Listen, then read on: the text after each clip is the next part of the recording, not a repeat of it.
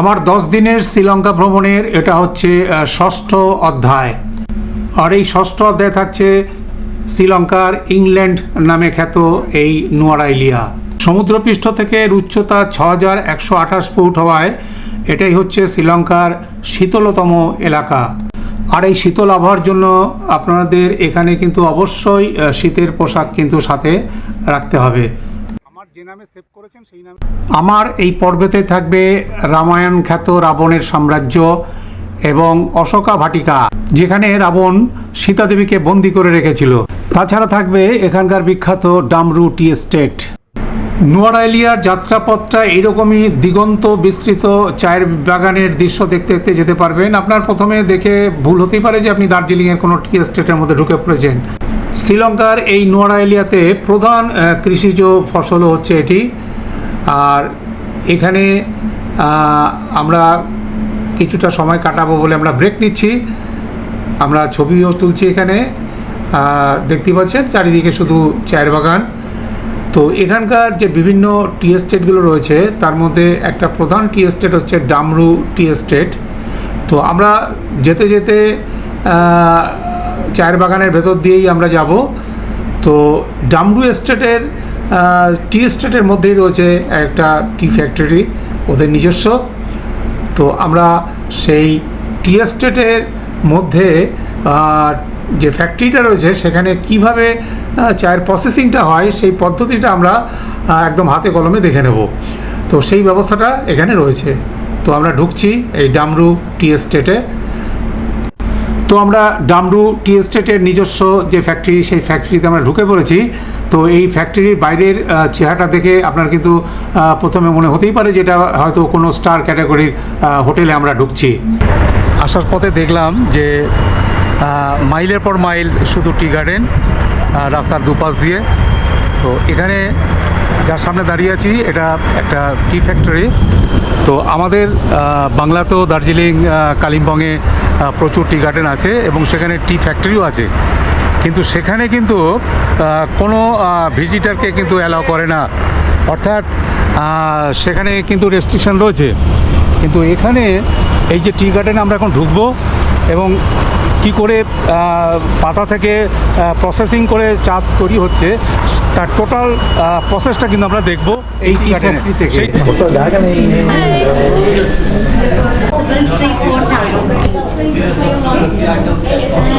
চায়ের প্রথম প্রসেসিংটা শুরু হয় এই সামনের এই ঘর থেকে। প্রসেসিংয়ের ফার্স্ট স্টেপ অর্থাৎ শুরু হচ্ছে এখান থেকেই।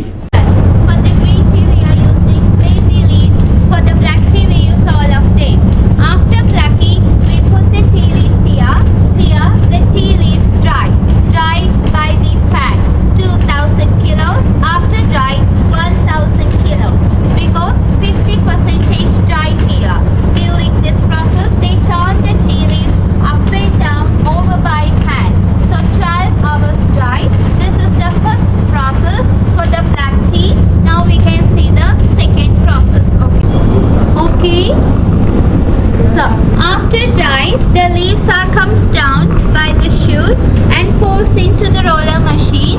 Each machine capacity 250 kilos of dry tea leaves at once. So they are the tea leaves crushing, twisting 20 minutes. After that, we send the tea leaves straight in the corner. That is roll breaker, chopping, cutting. After cut, the leaves are comes this way. Here we do separate the tea leaves by the sizes, small, medium, large. Different sizes makes different taste. Smaller the size, stronger the flavor. Bigger the size, lighter the flavor. Then we do the fermentation on the table for 3 hours. After 3 hours, green color leaves change to brown color by the air oxidation. We are not add anything, it's happened itself. During this process, change the color, flavor, aroma also. Only for the black tea we do the fermentation. For the green tea we are not do the fermentation. For the green tea steam, roll, dry. That's it. White tea just from the baby bud. We take out them naturally dry under the sun. So black tea as a caffeine because of the fermentation. Green tea as a less caffeine. White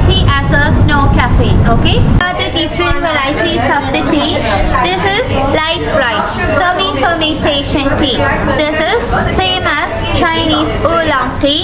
PD, very very fine. So the taste will be very very strong, super strong. You can drink with milk, with sugar.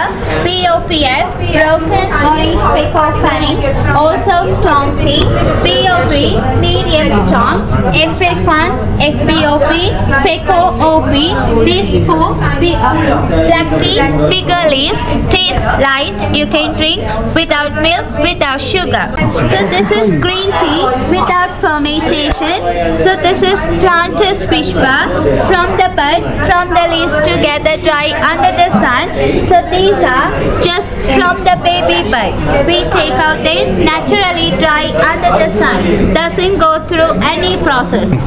Thank you very much. This is end of the tour. Now we can go upstairs to taste the tea. Okay? তাহলে আমাদের চা প্রসেসিংটা ডিটেলসটা আমরা explain করলো, আমরা শুনলাম।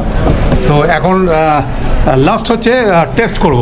হ্যাঁ, তো এখানে প্রত্যেকটা ফ্লেভারের চায়ের স্যাম্পল দেওয়া আছে এবং ফ্রি অফ কস্ট। আমরা এখন সবাই যাচ্ছি, টেস্ট করব। হ্যাঁ,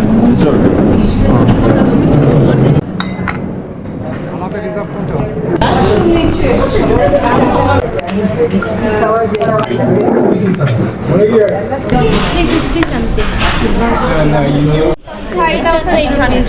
We have the masala tea.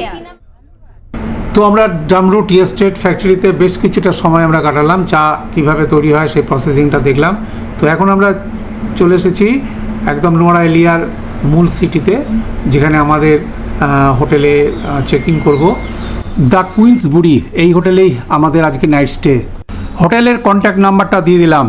আকৃতিটা এটাও অনেকটাই বড়, এদেরও রিসেপশনটা অনেকটা বড় এবং এদেরও কিন্তু ছোট করে একটা জেমস গ্যালারি রয়েছে।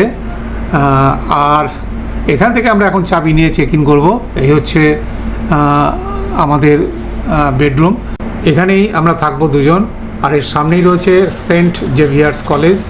তাছাড়া এর আশেপাশেও দেখলাম বেশ কিছু সেই ব্রিটিশ আমলের তৈরি স্কুল, যেমন এটা 1925 সালের স্থাপিত স্কুলটা। শ্রীলঙ্কার হিল স্টেশন নোয়ারা এলিয়া, এদের ভাষাতে নোয়ারা মানে হচ্ছে সিটি আর ইলিয়া মানে হচ্ছে লাইট, অর্থাৎ শ্রীলঙ্কার প্রথম সূর্যের আলোটা এসে পড়ে কিন্তু এই নোয়ারা এলিয়াতে। তার জন্য এই জায়গাটার নাম নোয়ারা এলিয়া। তো এই যেখানে বেশ ঠান্ডা। আমাদের এখন কলকাতাতে রীতিমতো এসি ছাড়া থাকা যাচ্ছে না, কিন্তু এখানে কিন্তু আমাকে জ্যাকেট গায়ে দিতে হচ্ছে। তা শুরু করছি নোয়ারা এলিয়া আমাদের সারাদিনের tour. Look on your right, Noor Elia Post Office, built in 1893 during the British period, pink color post office. So now look on to your left, the Gregory Lake we call it, named after Sir William Gregory. Then he was a British Count of Sri Lanka during the period of 1875 to 1877. After the construction of Colombo Southwest Breakwaters, man-made harbour, done by the same governor Sir William Gregory, Colombo gradually became the capital of Sri Lanka from Galle in 1875 and continued until 1982. But he had an intention to shift the capital from Colombo to here after the construction of this lake. Unfortunately, in 1877 he died due to heart attack. So that's why this area we call it Gregory Lake. Sir William Gregory, then British Count of Sri Lanka, he built this. So we are going to have the boat safari in this lake, Gregory Lake.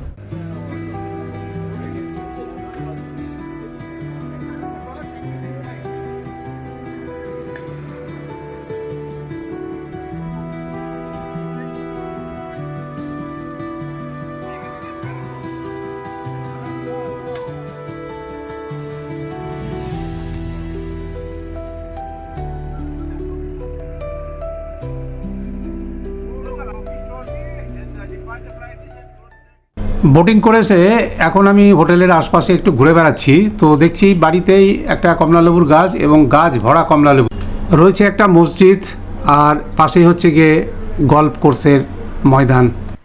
হোটেলের বিশাল বড় dining হলে আমাদের dinner চলছে। কাল আমরা বাকি যে জায়গাগুলো দেখব সেটা হচ্ছে অশোকা ভাটিকা, যেখানে রাবণ সীতাকে বন্দি করে রেখেছিল, এবং রাবণা ওয়াটারফল।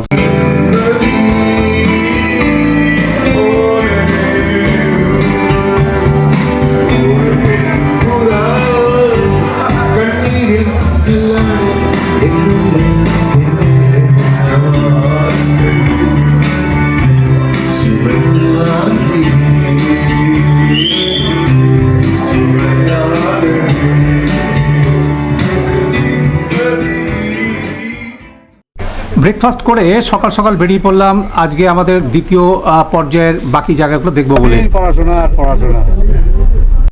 তো আজকে আমাদের প্রথম গন্তব্য হচ্ছে অশোকা ভাটিকা। তো আমরা জানি যে রাবণ সীতাকে অপহরণ করে এই অশোকা ভাটিকাতেই বন্দি করে রেখেছিল। তো সেখানে যাওয়ার আগে আমরা দেখে নেব যে এখানেই রয়েছে একটা বড় আকারের ফলস, যার নাম হচ্ছে রাবণা ফলস। তো সেই রাবণা ফলস থেকে আমরা চলে যাব Ashoka ভাটিকাতে। This is one of the tallest. The highest waterfall is, we call it Bambarakanda, 261 meters high. In Sri Lanka, we have more than 350 waterfalls.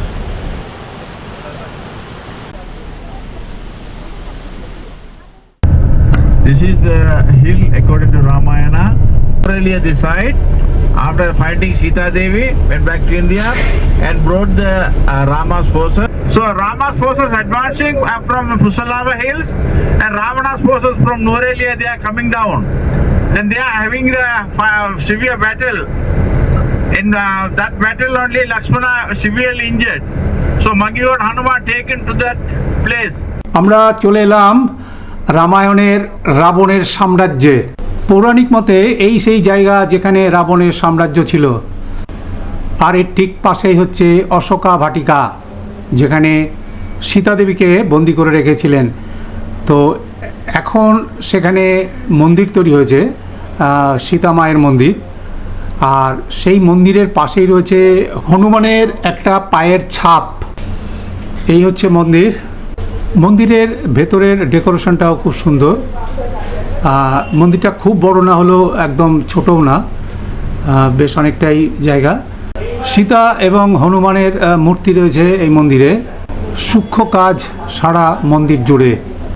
এই সেই জায়গা, একদম মন্দিরের পাশেই হনুমান যেখানে সীতা দেবীর কাছে এসেছিল, এখানে রয়েছে হনুমানের একটি পদচিহ্ন। আর পাশ দিয়েই বয়ে গেছে একটা পাহাড়ি ঝর্ণা। মন্দিরের ঠিক পাশ দিয়েই প্রবাহিত একটা ঝর্ণা, একেবারে ঝর্ণার কোল ঘেঁষেই হচ্ছে এই মন্দিরটি।